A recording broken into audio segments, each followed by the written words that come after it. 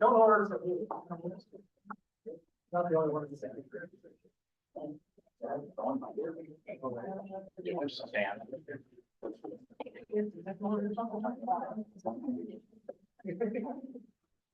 For you, is they're playing slide.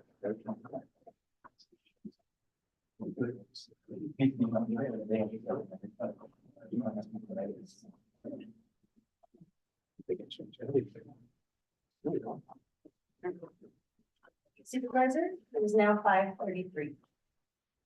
You'll have to wait until the camera reaches. Okay. How's that look, everybody? Very nice. You exceeded expectations. These are North Face jacket. Oh, yeah. Most excellent. Thank you so much. You want to say a few words about these jackets or? No, sir, as long as you enjoy them. As long as all of you enjoy it. Thank you.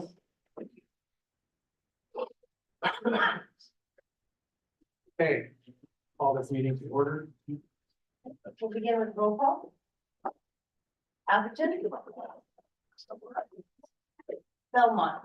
Present, Tom McEwen. Brisbane. Burlingame. President Peter Stevenson. Homer. President Carrie Slaughter. Davie City. Glenn Sylvester, present. East Palo Alto. Foster City. President Patrick Sullivan. Half Moon Bay. Hillsborough. Marie Drama, present. Menlo Park. Deputy Nash. Millbrae. Ann Schneider, present. Pacifica. Portola Valley. Craig Taylor, present. Redwood City. San Bruno. Rico Medina, present. San Carlos. San Mateo. Present. Ralph Newsom. South San Francisco. Eddie Flores, present. So, Woodside. Present. Paul Green. And County of San Mateo. here.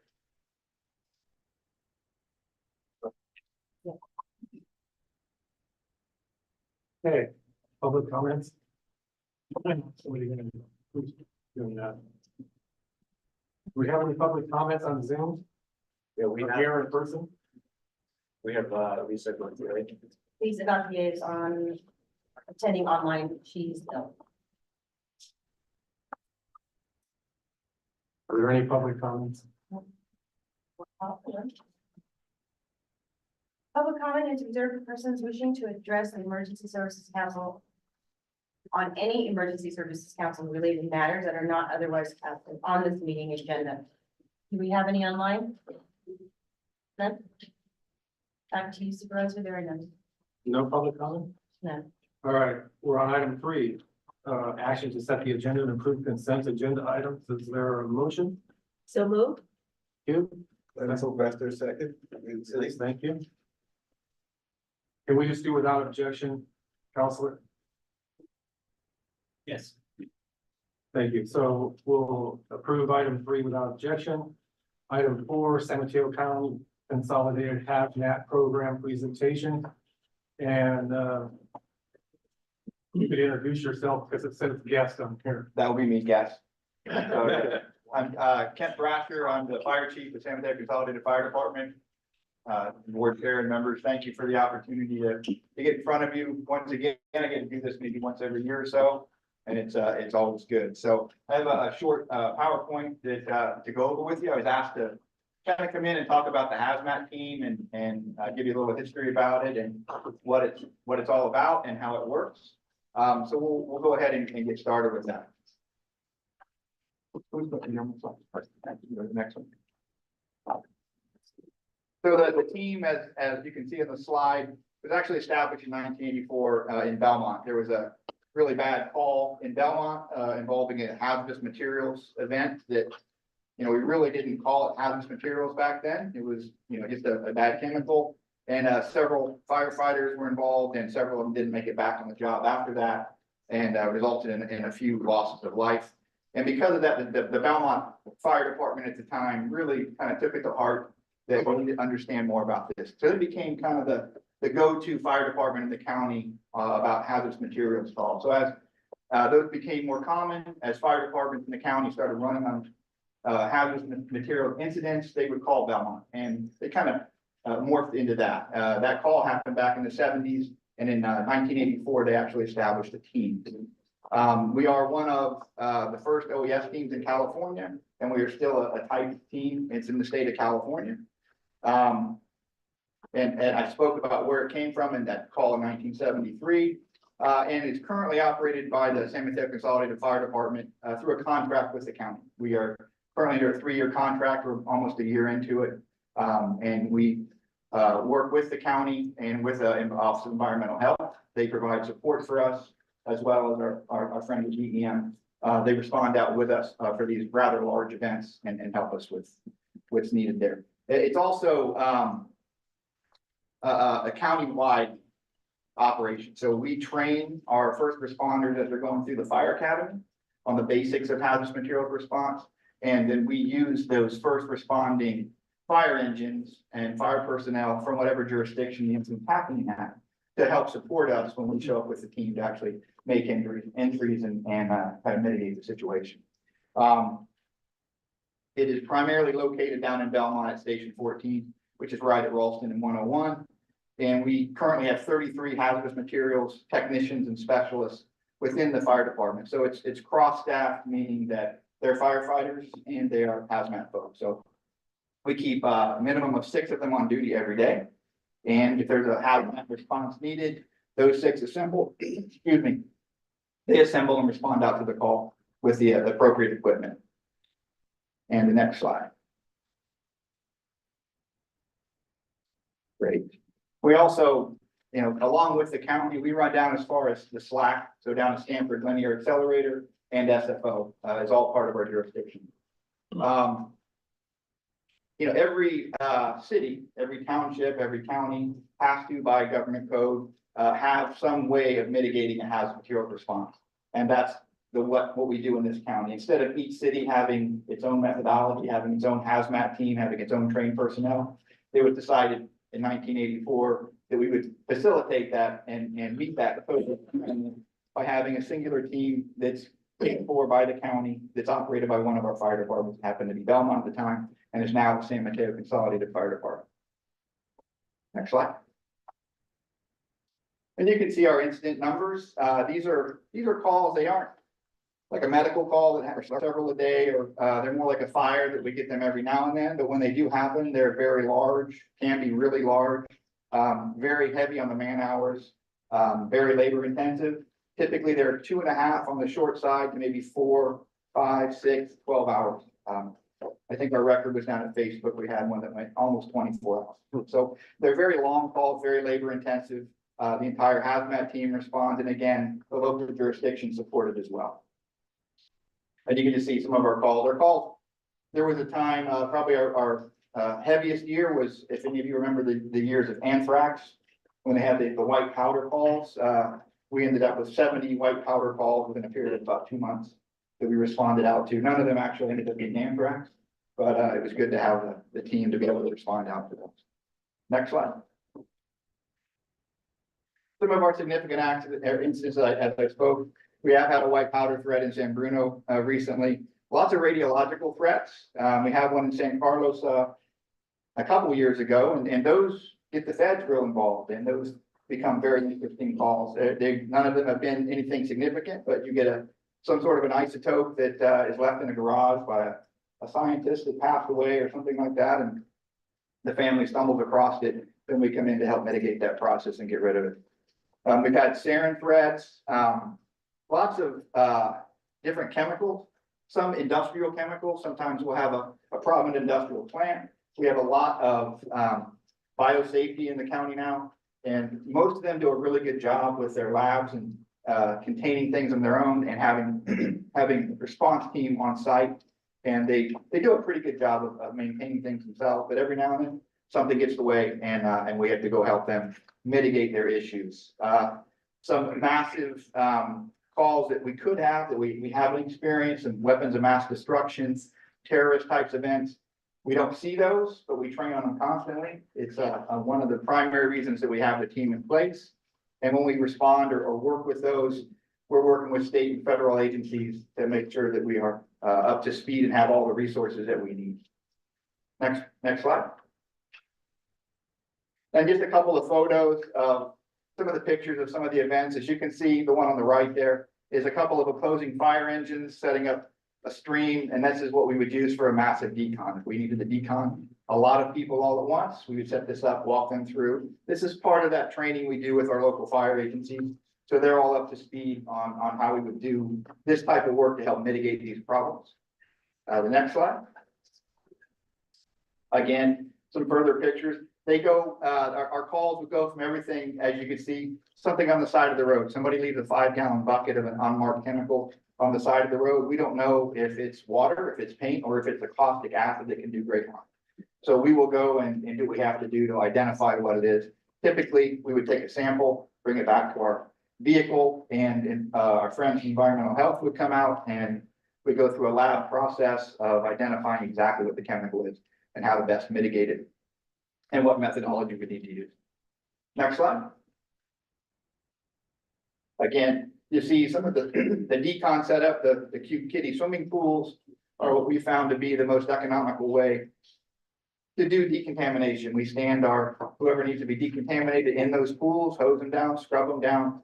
The runoff stays in the pool, it stays contained. We're able to test that runoff. Once we identify it's nothing critical, we can just cut the pools up and dispose of them, limiting the amount of decontamination that we have to do. Again, these are things that we train on a regular basis. You can see in the photo on the upper right, it's at SFO. We're involved with SFO on a regular basis. A lot of potential up there. Today, there was actually a large exercise at SFO that our hazmat team participated in. I think I saw my battalion chief of the hazmat world just walk in. He was there all day at the drill, making sure things went right. And he actually runs the team on operation on a daily basis, does a phenomenal job. Next slide. Some of the future challenges, as I mentioned earlier, the increased life sciences. So those bio labs that are popping up everywhere, we're seeing high rises now that have bio labs in them. Something a little bit unique for us, running a big hazmat incident with a decontamination area, different corridors and things like that at ground level is one thing. Doing it on a 12th floor is a little different piece. So the training that goes in with that, some of the equipment, there's new challenges for us that we're working on and addressing. The rising concerns for terrorism. We've definitely seen an uptick in threats. Nothing had come to fruition as of yet, but we are definitely keeping an eye on that. We're very involved with that. Lithium-ion style batteries, a huge issue for us, not just from a hazmat perspective, but from the fire department perspective. We're responding on those calls on a regular basis now. The small batteries that you see in the scooters and the bicycles and things like that, they're getting replaced with batteries and components that aren't necessarily up to speed. And once they go, they can cause this little battery to cause a huge amount of damage. So we're seeing that. We're working with the county, the county fire chiefs are working on policies to address that and how to handle those types of things. How to handle the vehicle fires with lithium-ion vehicle batteries. They are a real challenge for us. You talk to the manufacturers and they say, 3 to 10,000 gallons of water. That's a lot of water. So we are looking at different ways to mitigate those problems. The hazmat team is part of that conversation and helping with some of our expertise there. And there's several more exotic chemicals that we see out there that are coming to be in fruition more and more. They're used in venues, different manufacturing processes that we're starting to come across. There's mutual aid concerns. So who do we call to back us up? We typically rely on our neighbors to the south and a little bit to the north. San Francisco's team is not what it used to be. So we use Santa Clara's team. If we have a large scale incident where we need to make an entry that may require backup at a very high level, we call another team, and Santa Clara is typically who we use. We do have teams across the bay as well, but the bridge can be a little bit problematic. On a federal level, the 95th is over there. They're a great resource for us. We have quite a bit of capability as long as they're in town. And then training requirements. So we are constantly upping the level of the training requirement, the different techniques that we use, the different equipment we use.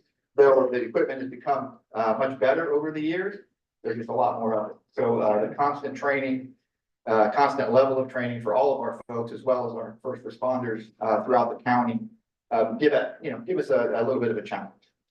The next slide. I think I've got to the end. So I hope I gave you a brief overview of what the team is all about and what we do. And I'd be glad to take any questions if anybody has it. Thank you for that presentation. Questions? Patrick? Thanks for a great presentation, and I think one of your slides made a really good comment. Up and down the peninsula, we have more bio labs and stuff.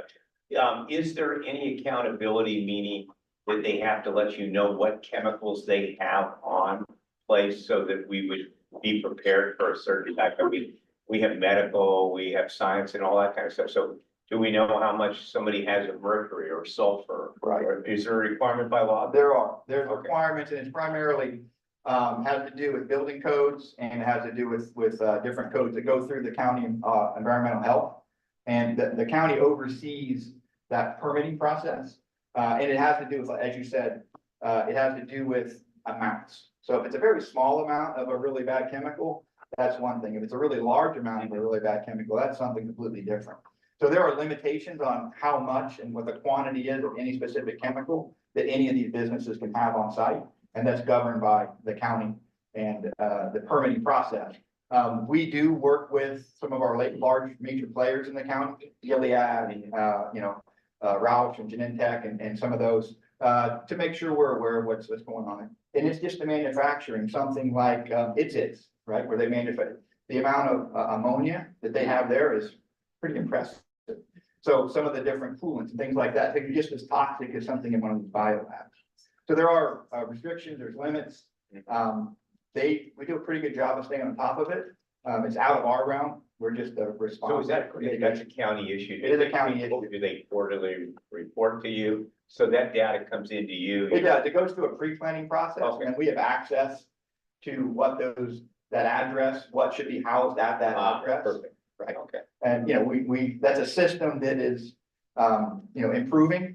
And it's something that we probably one of our challenges is making sure we keep those pre-planned systems up to date. So that when somebody moves, these labs now, there's a lot of coming and going of different vendors. Little mom and pop operations come in, doesn't work out, they go out, somebody else comes in. Keeping track of that's pretty critical. Wow. And we work with the county to make sure we do the best we can. Well, I think your comment was also well taken when you said these chemicals could be mixed together for a terrorist act. So I thought that Absolutely. that was kind of critical thought process, because who knows, a rogue employee goes, Absolutely.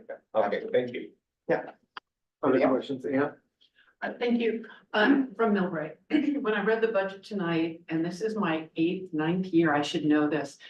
A lot of talk about SFO. As you know, Millbrae is right next to SFO, and the common concept is that westerly winds keep everything away. But I'm going back over the years where our fire departments come to my house because I smell chemical smells. And then we're getting more chemical smells into Millbrae. And it is my guess it's fuel leaks under jet refueling at the international terminal and at Terminal 1. But we get no information from South SFO at all. I'm only an alternate right now on SFO roundtable, but I spent 8 years there trying to get safety information. How many times are they doing a flyover? There are by far more flyovers now, which are just 100 feet over our playground, over our middle school. And I have no idea if they're dumping fuel or not, or are they dumping fuel into San Francisco? There's almost no communication, as if SFO is its own separate entity, part of this group by budget, but we get no information. What can we do to change that? So you were talking about material safety data sheets. Mhm. On that, I forgot the acronym. It's MDSS? MSDS. MSDS. Shouldn't each of us have MSDSs of the facilities that are using those chemicals in our cities? Because we're the point of contact when there's a problem. Right. So for us, the MSDS, the way that works is we just need to have access to it when we show up.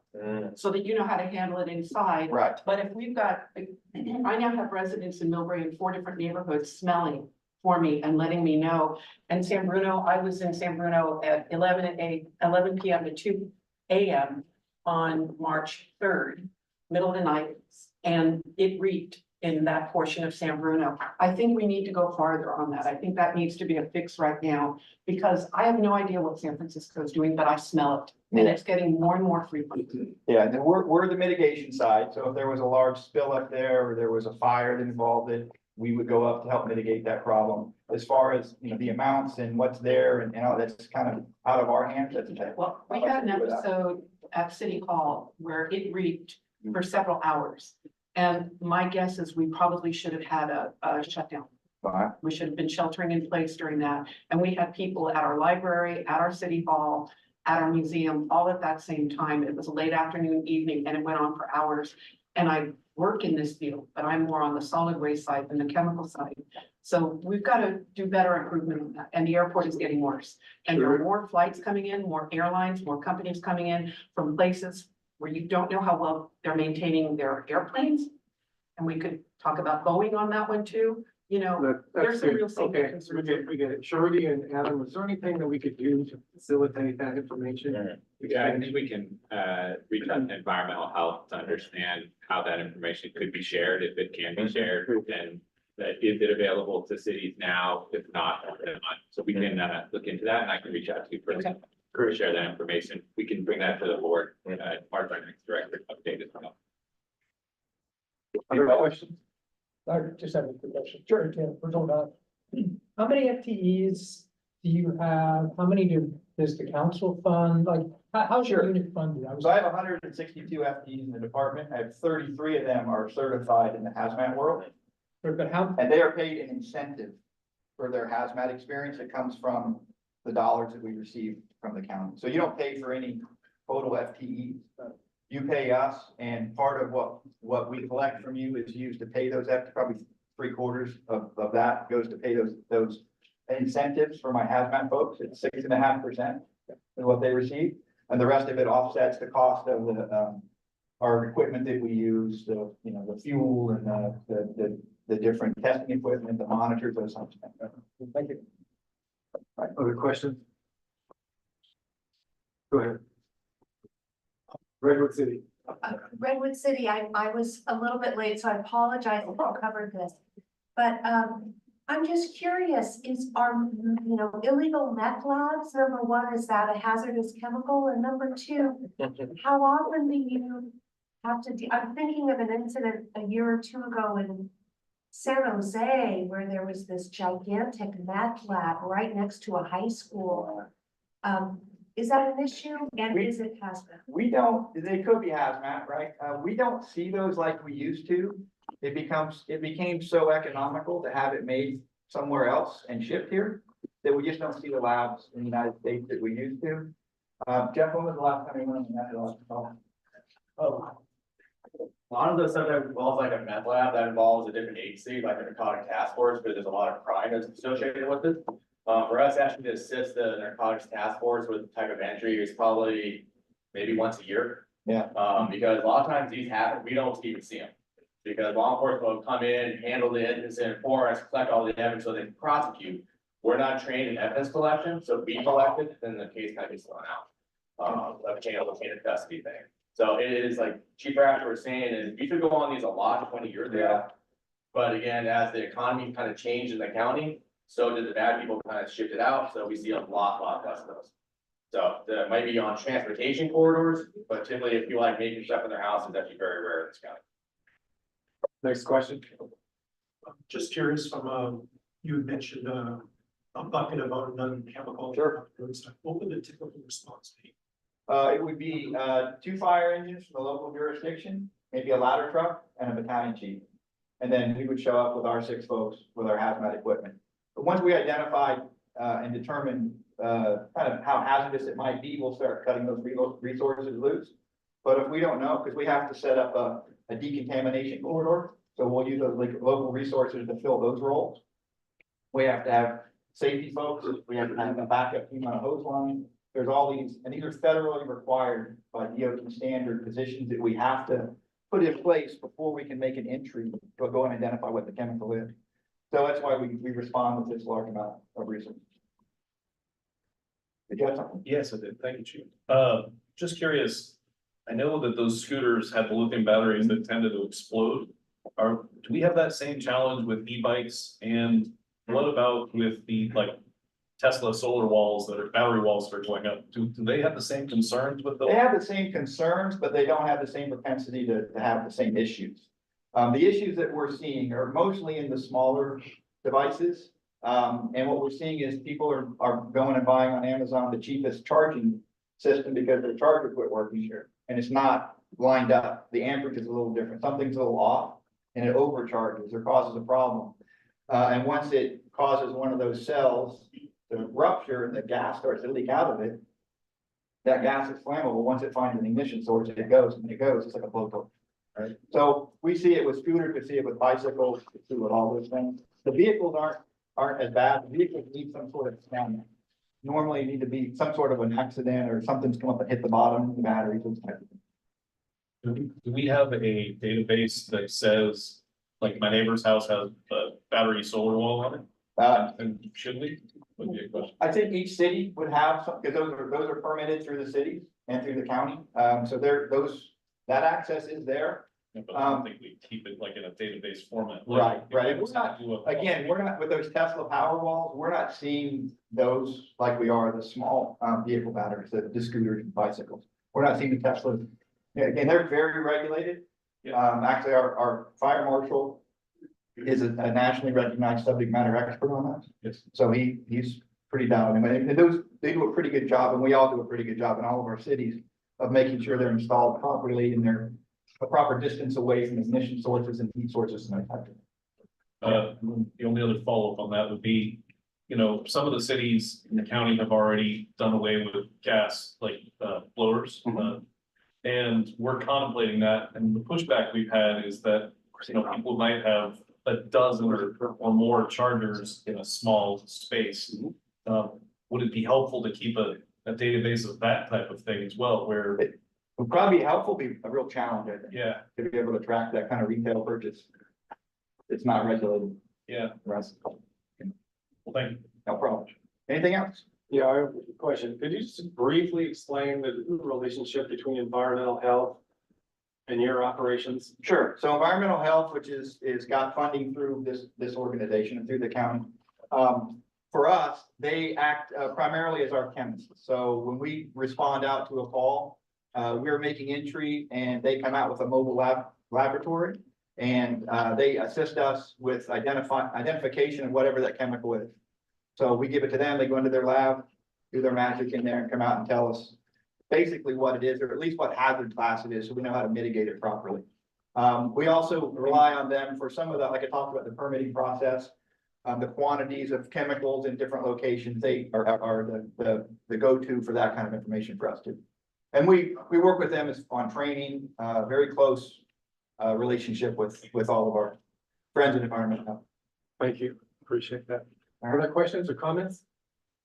Going once, okay. I appreciate you having me and I'll come back or we're here for you anytime you need us. Thank you, Chief. We need Thank to you. take public comment, I think.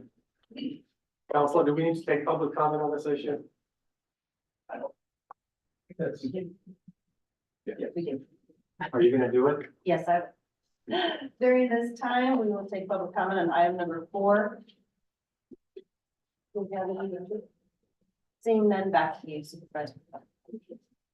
All right, item 5, Emergency Services Council proposed budget. It's gonna be a good one. Hello, council members. Pardon me for my voice. I am getting over something, so if you can't hear me, please do let me know. Next slide. So we're gonna take a look at the overall budget, the overall DEM budget that includes both the county portion and the Emergency Services Council portion is about 7 million. Of that, the county puts in 42% of it. The cities, together with the county, put in about 40% of the budget. And then SFO provides 5.5. And then in this year's budget, we're gonna have the trust fund which is going to be about 7%. And then we have some grants that are coming in, that's gonna be about 8%. Next slide.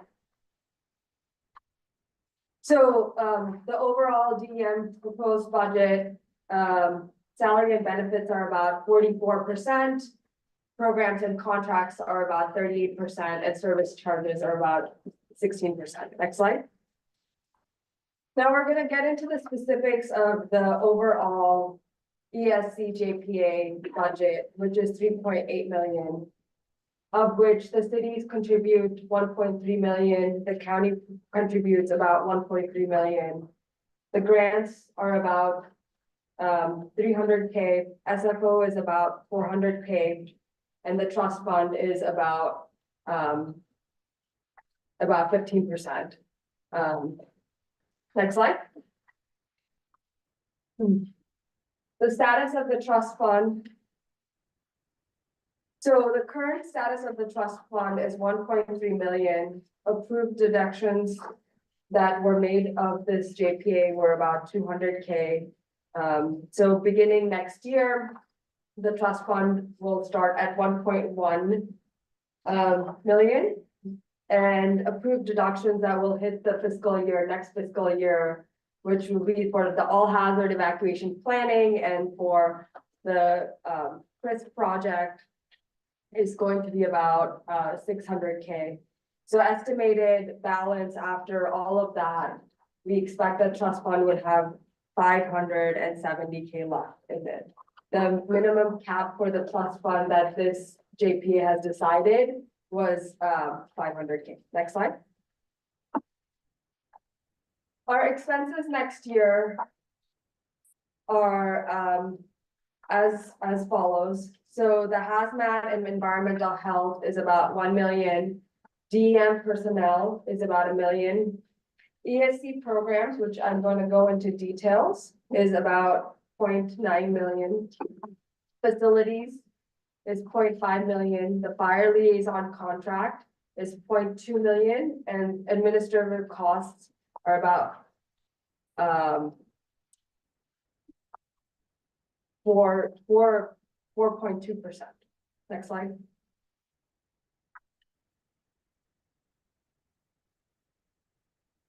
So the trend for the last few years for the ESC JPA budget has been about averaging 3.1 million. Last year, it was 2.7 million. And the reason for that being there were savings from vacancies that were not filled, radio charges, other charges that were just significantly decreased. And then a lot of projects that were supposed to get started last year didn't get started. So we're starting those projects this year. So the recommended budget for this year is 3.8 million, which is more than what the average is, which is 3.1 million approximately. Next slide. So what is happening with the extra 880K? And where's the funding coming from and how are we investing that funding is the question. So a significant portion of that money is actually going to be coming from the trust fund and the grants. So that's about 90% of it. About 10% of it will be coming from the cities and the ESC JPA. Next slide. These are the details of the programs and the associated costs. So a significant portion of the cost of the 880K is the all hazard evacuation planning and CRISP that basically take up the 575K approximately. And then there's some few other items like annual disaster preparedness day, training, EOC training, emergency management training that are also being funded through these. Tsunami sirens, we have 8 tsunami sirens and their upkeep. And then also the virtual EOC software as well. Next slide. So overall, the Emergency Services Council basically supports the budget, which supports these functional areas: preparedness, response, mitigation, and recovery. Specifically in preparedness, we do planning, training, exercise, public outreach, and education. In response, all response support, whether it's the hazmat team or supporting each of your supporting any response that's needed, whether that is, you know, a large scale disaster or a small scale emergency. And the coordination specifically of making sure all of the cities are coordinated to be able to respond, not just in their own way. Mitigation, we're going to be doing quite a bit of more mitigation than we have done in the past. Local hazard mitigation plan is one of the plans we've completed. This does help us get grants that we would not be able to get otherwise. There's a lot of fire mitigation that we're doing as well, and then the coastal resiliency infrastructure plan as well. That is a mitigation plan. And recovery support, so being a liaison from the cities to the state and to the feds as well. Next slide. So usually during this meeting, the council reviews the budget and then it doesn't get adopted until next time. My proposal is we've looked through this with the finance committee and they've reviewed it and recommended that this move forward to the Emergency Services Council. And I am recommending that we move this budget forward as proposed.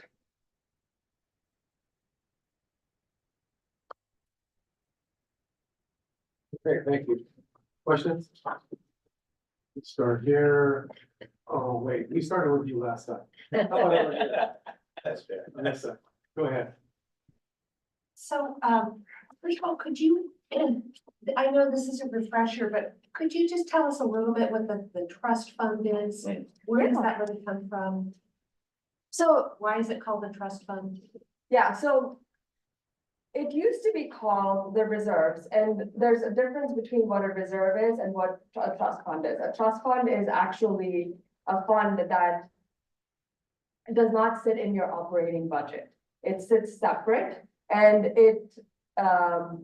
you actually have to take money out of it and put it into your operating budget. So for years, what has happened was that when SFO would pay, that money would go and sit in the trust fund, and then we would pull out that money and use that money for operationally. And we've done that every year. Last year, it was decided that we would no longer have SFO money go into the trust fund directly, but it would actually go into our operational budget. So we wouldn't keep on pulling money out of the trust fund. So it's just a separate pot of money that belongs to the Emergency Services Council that gets interest. So is it left over from prior budget? Yes, it is. So it's a surplus from prior budget? Yes, Now that it's no longer SFO money. correct. Okay, and didn't we last year vote that we didn't want it to be more than 500,000 ever? Or am I misremembering? So last year, the vote was that we didn't want it to be more than 1.5 million, and we didn't want it to be less than 500K. Okay, thank you. That's really helpful. Thank you. And then this may be a little bit in the weeds, but the coastal resiliency infrastructure plan. Yeah. So that's the law that passed, that started January 1st of 2024 from the state of California, that said every county in the state had to have a plan for sea level rise, yes or no? No, this is a special plan that Supervisor Mueller had come to the Emergency Services Council last year and asked for the money. So basically, what we're doing is identifying all the important infrastructure on the coast. Identifying it, understanding what the vulnerabilities are, how we can shore that up, and then actually provide advocacy for it. Supervisor Mueller has, given some additional funds to do some grant writing as well. I mean, that's a great idea because that other law. Yeah. Requires San Mateo County to define for the bay and the coast. So. And is this going to specific towns like Pacifica, which is hardest hit, who isn't here tonight? Or is it just unincorporated county? It's gonna be all of the coast. And is it coordinated with, I know that Pacifica is doing their general plan right now, which they're just in the thick of sea level rise issues. And is that coordinated? We are trying to coordinate with all the cities and all the special districts in that area, yes. The special stakeholder meeting will be on May 30th, What's that? for the CRISP plan, it'll be on the coast. Oh, and so all the cities will be at it. So the cities that are on the coast, yes. Okay, so they know about this. Yes. And they're all part of it. Well, I think that's fantastic. Next question. Right there. Anybody? No? Okay, Patrick. Yeah, thank you for the lead in on that question, because you mentioned that 42% of it comes from that trust. And you just explained to her how that money goes in. And based on your analysis to what I'm looking at, we're spending between 3.1 and 3.8 million, so a conservative budget on it. But looking at that county trust, how much is in the trust right now? And so penciling it out, and the reason why I'm asking that is we could have a really severe deficit. I don't know what's in it, and I apologize if it was in the work. Yeah, so right now we have 1.3 million in it. And by the time we do all the spending that the ESC supported last year, we will have 570K. So that is still above our cap. Okay, so we're gonna be able, but I guess my question, maybe I'm not asking, how much money is in trust? In other words, the trust is separate from the surplus. So if the trust is separate from the surplus, wouldn't you have a designated amount like 100 million or 200 million? Yeah, I guess my question is more specific, where is it each year in your budgetary thing, you try to allocate money up to whatever the 42% of the overhead budget is? So I'm a little bit confused on the accounting. So the trust fund is separate from the ESC budget. We Okay. actually have to take the money out of the trust fund and put it in our budget. So it's a separate account. And that has currently 1.3 million. Okay. So we're gonna need to somehow, as this escalates up, take more money out of other locations or increase the cost to the cities or whatever if the cost increase. So at this point in time, we're looking good, that I don't think we need to be taking more money out of the trust. I don't foresee in the next year taking more money out of the trust than we already have. Yeah. Sorry, comes to the mayor next. Yeah. Oh, back to SFO. So the funds for SFO are now going directly into annual operating. And are those funds, what are they specifically used for? They are split among all the different things, so personnel, hazmat, everything, so they don't specifically go to a certain thing. Okay, and I know we were supposed to have our meeting, but I can't remember if I explained that to you. Millbrae neighborhoods farthest from the bay, but still on the flats, flood every year because of SFO.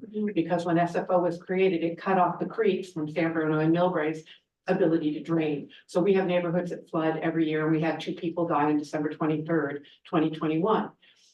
Possibly, we're still waiting for the insurance on that, so we still can't really talk about it, but it could be groundwater flooding due to sea level rise and saltwater intrusion. When you talk about the mitigation, you're looking at fire mitigation and coastal infrastructure, but we flood every year. And so and that is because of SFO. Should not some of those SFO funds be used directly for mitigating the flooding that San Bruno and Millbrae experience every year? That's a really great question. we can think about it and get back to you. Thank you. Yes, sir. Thank you, Mr. Chair. Actually, I have three questions, but I think only one of them, what I'm about to ask is pertinent, as to the discussion on hand. I'm wondering, and Doctor, you had made mention that we must have a plan in place before we can submit for any grants. My question is, how are we doing on the hazard mitigation grant program that was, put out for cities to avail themselves? Yeah, so we currently have a hazard mitigation plan that is set to expire in 2026. We have basically reached out to all the cities. We are trying to get a grant for $375K to do to redo that plan. And so I think about 10 cities have given their commitment letters to the grant, which is good enough for now, and we'll continue getting more letters once we get the grant. Okay, that's excellent, because as I can see, the timeline for submitting the grant is May 21st, 2024, and looks like there's additional time, June 4th. So I'm hoping that we move forward for this, what they call 40-70-50 funding. So that's why I begged the question. Thank you very much. Yeah, so our grant application is completely finished. It's been blessed by the state of California. And we're just waiting, the state of California to tell us we can submit it. Great job. Yeah. Thank you. Yes. Did you have two other questions? No, but it's not pertaining to the budget. Okay, thank you. Follow up on fire mitigation. I don't know how many of the other cities, but we are basically San Francisco owns either side of us. Our fires have started by Caltrains, but we're a WUI on the other side, which is under Cal Fire. And right now, the mechanism when they do any prescribed burns or any cleanup, we're not notified. Usually the cities that they consider downwind are notified. So when we're doing fire mitigation, and we have never cleaned the canyons in Millbrae, predominantly owned by SFPUC, how can we work on that? That's a really great question. Tony, can I have you answer my question? And that can go offline when we finally get down and talk city Yeah. specifics. So we're really lucky to have Tony here. He is our fire liaison. He sits within DEM. He is helpful in making sure that all of our fire related issues are taken care of. So he would be the right person to have that conversation with, and I'm happy to set something up with Great, you. thank you. Thank you. Great, good. Thank you, Timmy. Okay, no, I'm sorry. Question? Thank you. As a new member of, new to the trust, the idea of the trust, how is that replenished? So it is not going to be replenished in the way it is set up right now. There will be some interest that will be flowing. It's about 10K every quarter right now. So there'll be some of that, but right now, as it looks like, it will not be replenished because we put the revenues coming in out. Yeah. Just curious, looking at the budget comparisons for the last 5 years. Yeah. Was it planned to be only 2.7 million last year, or was that just a shortfall? It was planned to be because there was an interim director, and so we didn't have there was a lot of vacancies and a lot of projects were not moving along. So there's no $500,000 windfall somewhere that we can. No, no, Just check. no.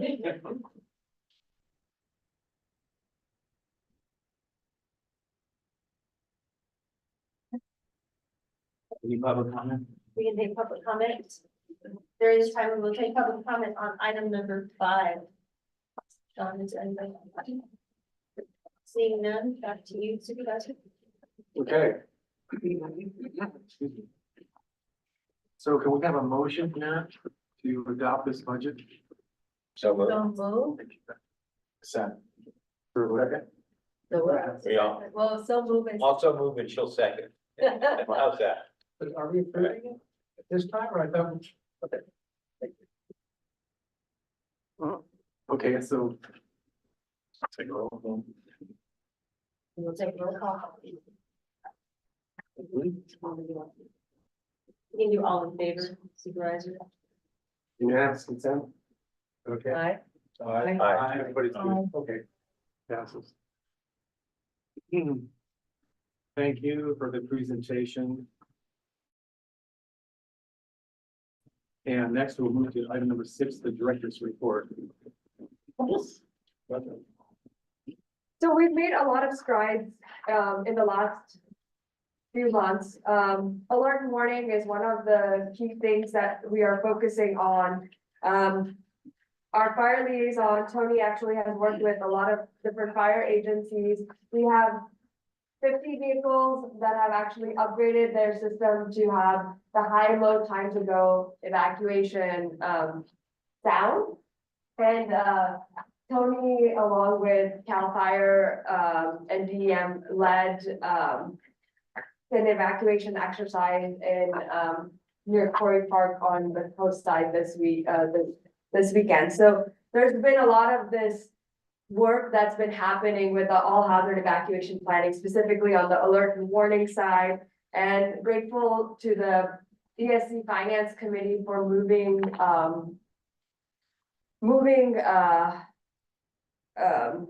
for Measure K, asking for Measure K funding specifically for alert and warning, and community outreach. So those programs will be funded, and we'll have personnel that will now take these silos of programs and make them into one program, because we have sirens, we have SMC alert, we have iPods. Now we are going to have it all under the same umbrella. A lot of training has gone, we've done a lot of training in the last few months. Everything, each of your cities now have VOC, virtual EOC. We have conducted about 8 trainings and had a full-scale exercise where all the cities got together and actually practiced in that virtual environment. And quite a few trainings from local hazard mitigation planning, continuity of operations planning. From an exercise standpoint, again, we've been doing quite a few exercises, everything from supply chain, heat, air quality.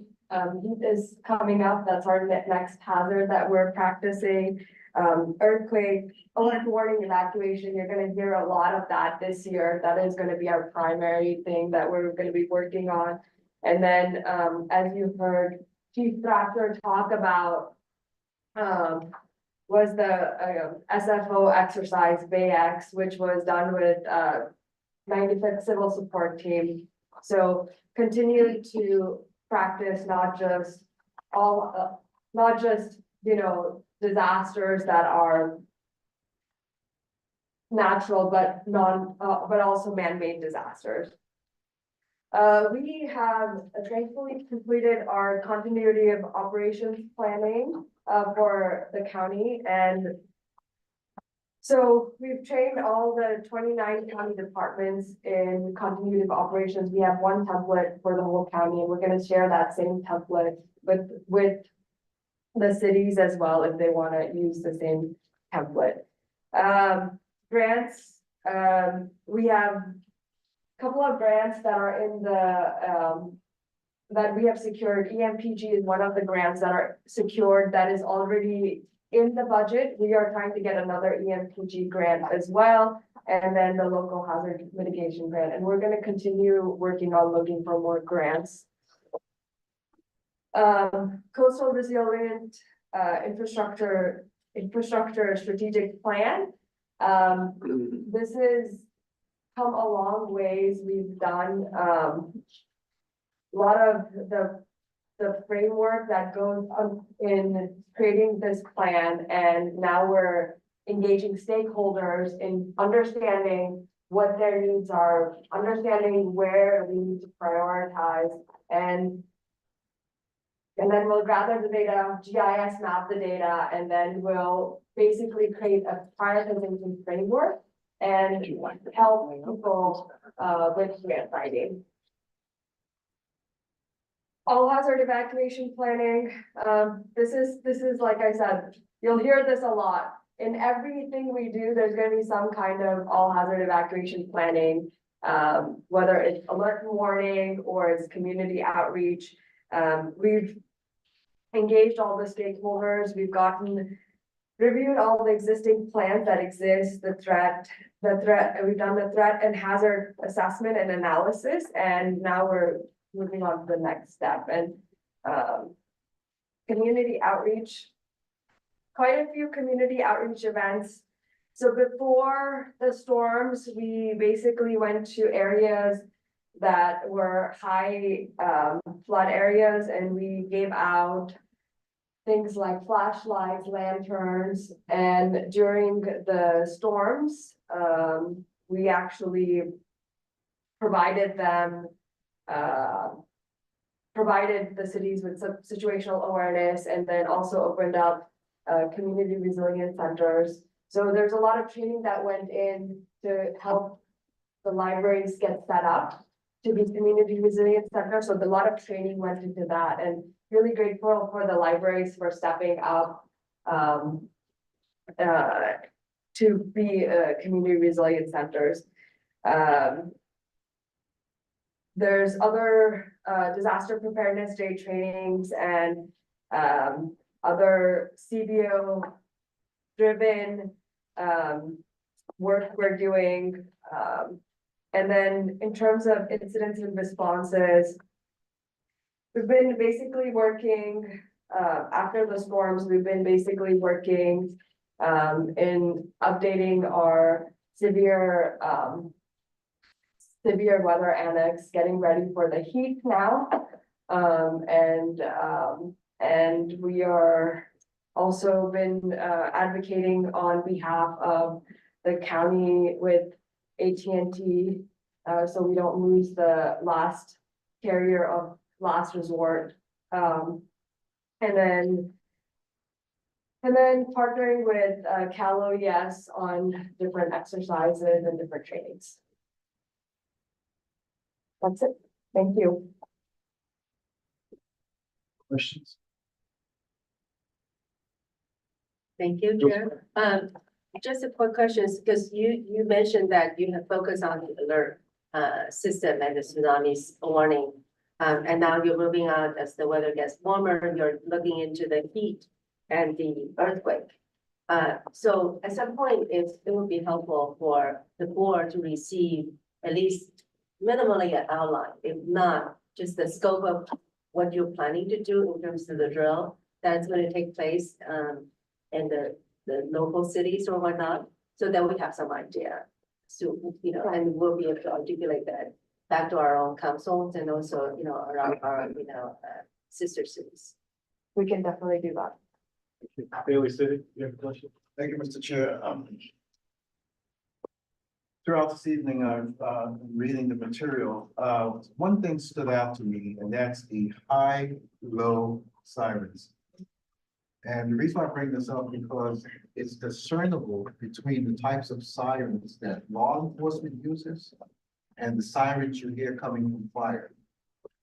And I think it's imperative that if we get these high-low sirens, which I can assume will be used by both law enforcement and fire, that the community needs to understand when you hear this particular sound, this is different. And what do you do when you hear that sound? Cities can prepare and say, reach out to your nearest shelter or community awareness is very, very important. So I think this, once we get that, we can bring that down to the cities to put this out to their various communities and tsunami sirens. Anybody ever heard of the tsunami siren? How often does those go off? And the public needs to know, that's a tsunami siren, possibly means water. And that's a high-low siren, that probably means something else. We need to know. We need to know, what is that sound? So I think awareness for the community is the key. And also, even though it's dynamic and fluid for the high-low sirens because they can move, but to find out the locations.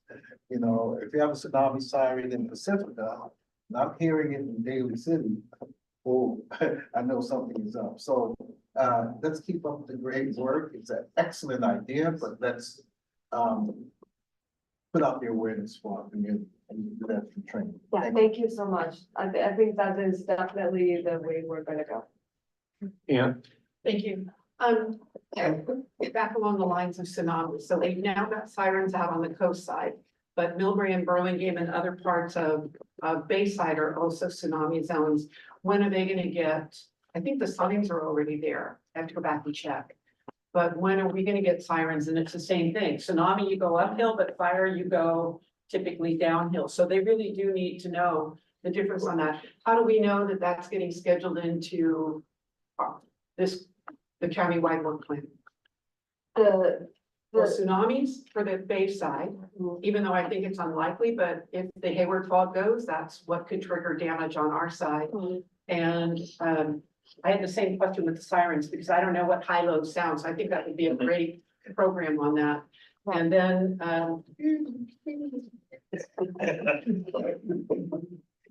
well, they talked about it in Hawaii during Maui, that was the problem. You know, which direction do people go? And they're used to going up, and up was the wrong direction on that.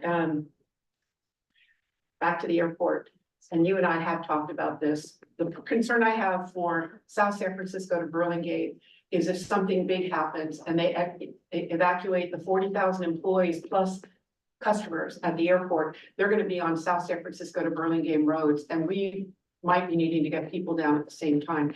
How can we start working forward on a plan that incorporates something where the airport could be moving 50,000 or more people? yeah, so we are working on the all hazard evacuation plan. We're working closely with the emergency managers.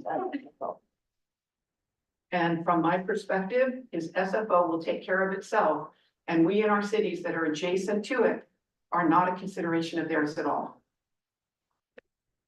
And I'm gonna follow that up that right now, the water data, the rain data we get is from SFO. We get more rain in Millbrae or San Bruno than SFO gets. So when we're trying to monitor what's happening in our stream beds, that has an impact. We cannot keep reliant on SFO for a bunch of topographical reasons, but also because they don't give a damn. And I'm sorry, they don't give a darn about the adjacent cities. So I just want to make sure that we're cooperating together and they don't have precedent over us. Yeah, so we are working with all the cities on the all hazard evacuation planning and SFO as well. So that is why it is an all hazard evacuation planning, and it's not just gonna be one and done. It's gonna be inclusive of everything. As an example. other questions, we're gonna move on. Oops, I'm sorry. No, you've had ample time. If there's time, we'll come back. Over Then we'll here, come back to the county. over here. Any questions? No? Okay. Go ahead. SFO moved Uber and Lyft parking lot to the end of Millbrae Avenue. It backed up Millbrae Avenue for 4 months, all the way over El Camino Real. If we didn't have a fire then, we would not have been able to get people out because the Uber and Lyft drivers were there. This is real world on this. And it took 4 months for SFO to make a change. So if we're not coordinating between Millbrae and San Bruno and Burlingame and to a degree South San Francisco, we're gonna have problems. Can I make a suggestion here? Yes. Maybe you need to meet with Ann offline and just have it to be focused on SFO, list these issues that she's brought up and see if they can be worked through. I'm Rather happy than about try to that. do that here. Yeah, we tried to connect. You tried to connect or you will? We have tried to connect and we will connect. We had a Yeah. scheduling snafu. Yeah, Scheduling staff. Okay, very good. But it takes the county to hold SFO. There are no more questions. On this item, we'll do public comment. Comment. During this time, we'll take public comment on item number 6. Seeing none, back to you, Supervisor. Okay, do we need to do a vote on this and just accept it? No vote. no, No, yeah, good. Okay, thank you, Shirley, for that. Number 7 is report outs, council members. Anything to report out, starting with Mr. Medina? No report?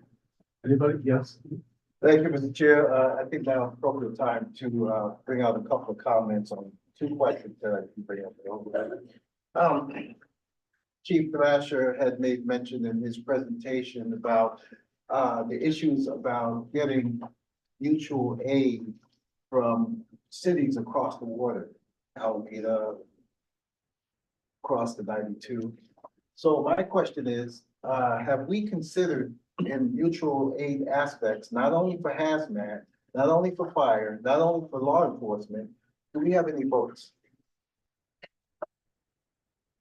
Where we can come to a mutual agreement, maybe each city or maybe those across the bay would pay to have a boat available, big boat, where you can put equipment, apparatus on it, and use the waterways as a means of transportation if the roadways are full. Have we even thought about that? Oh, Eric. And I'll speak to you now on behalf of the county fire chiefs. How about that? No, there is no large barge agreement at this point. Right? And it definitely could be something worth discussing, and I'll be glad to bring it back to the county. Excellent. All right, Chief, thank you. Got it. Now, this next question I'm going to ask is not against our consolidated fire department, which I completely support. But what areas consist of first responders? Anybody? I don't understand the question. What is a first responder? Fire? Law enforcement? Public works. Public water? Paramedics? I'm just wondering, with the exception of fire, how come we don't have those folks here meeting with us? A representative? I mean, I appreciate having fire here and I look forward to it all the time, but I think, the sharing of information is very, very important, so we don't have these individual silos, so that when something does happen, our fire folks, they're right up to snuff, and they know exactly what to do. But how do you share, like, say, communications on our digital network, telephones, and et cetera? Or do we share one channel and that goes to all? It's just a thought. I just thought I'd bring that up because. Does anybody want to respond to that, Shirley? We can do that later. They can, it's just something to think about. Yeah, I can just respond in terms of emergency planning, emergency response and disasters. BEM is very closely tied in with EMS, medical, the sheriff's in the same space currently as BEM. So law enforcement's tied in very closely. Obviously, when we have an emergency, we call everybody in here when there's an emergency, and we have a representative from each of those first responders. But in terms of coming to this meeting, I think it's a good idea. They are here sometimes, but it'd probably be good to have a regular presence. Makes sense. I appreciate that very much because that leads into mutual aid and everybody has something to bring to the table, everybody. And I appreciate what we're doing now and in the area of preparedness and the more the better. Not that many hands in the pot spoil the soup, but thank you, Mr. Chair. Other Yes. comments over here? I have two quick comments.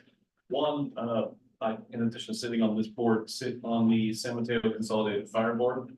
And I'd like to acknowledge that our hazmat team, which serves the whole county, finished first out of 22 teams on a 3-day exercise at the Levi's Stadium last month. It was focused primarily on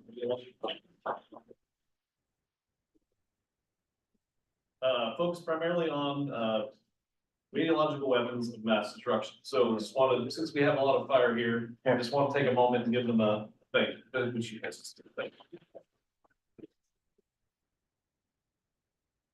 I think Glenn might have been hinting towards this, but today is Memorial Day for peace officers.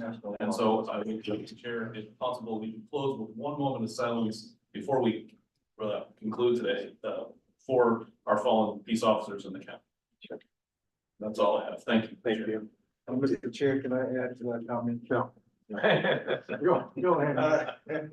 What I really, you know, it's no doubt, folks know I come from prior law enforcement, and I really appreciate all public safety, first responders, especially fire. And one thing that the chief brought up, and as I'm looking through the photo, those hazmat suits. If you've never donned one of those suits, And if you get the training to do so, please do. I've done it, and that was like 15 years ago, and I would not want to do it today. Because once you get in those suits, after about 3 to 5 minutes, it becomes unbearable.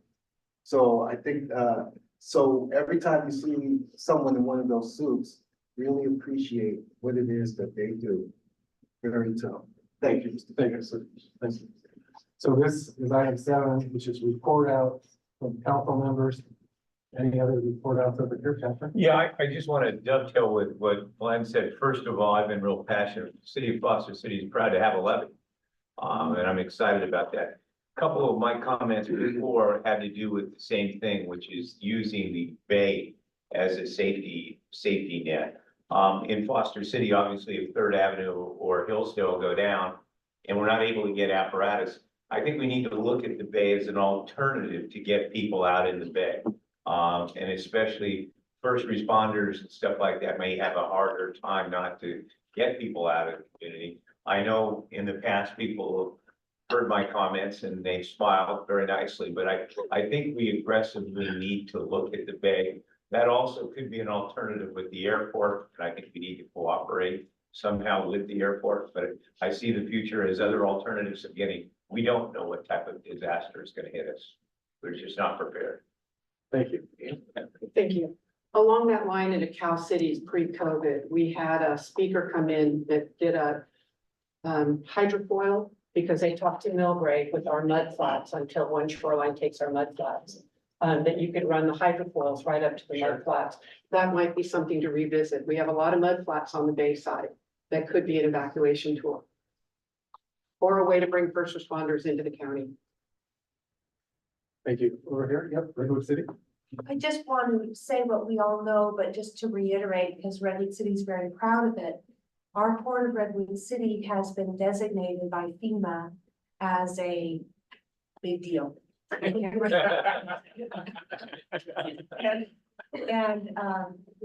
If there were an emergency, it's an evacuation zone. I think that's it. And it's a deep water port. It's very, very well. Christine Zortman is the director of the port. She's very approachable. She's very proactive.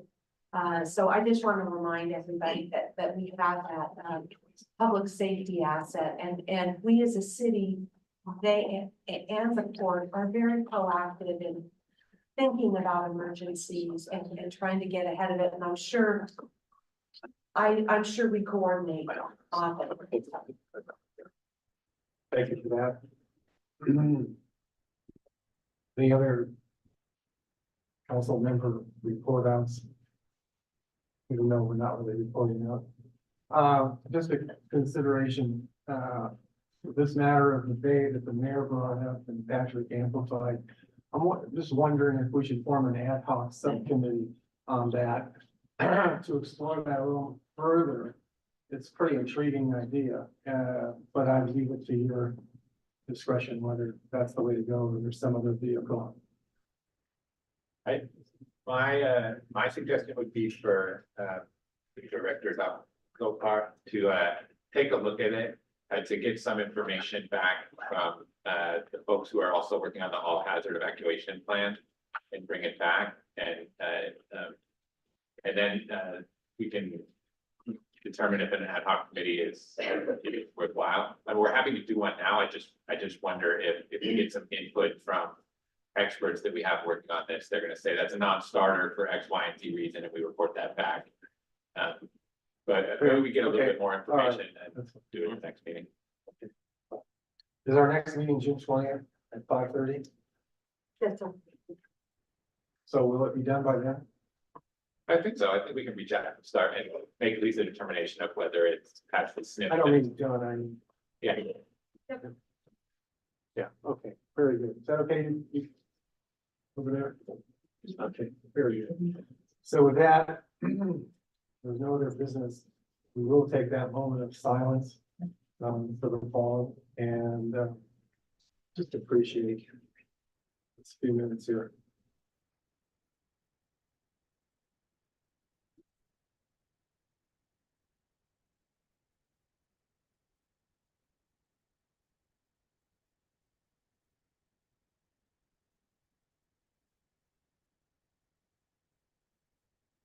Thank you all. Appreciate it. And with that, you want to thank the vice chair? No, I leave that to the chair. Okay, so we're adjourned. Thank you all. Are they-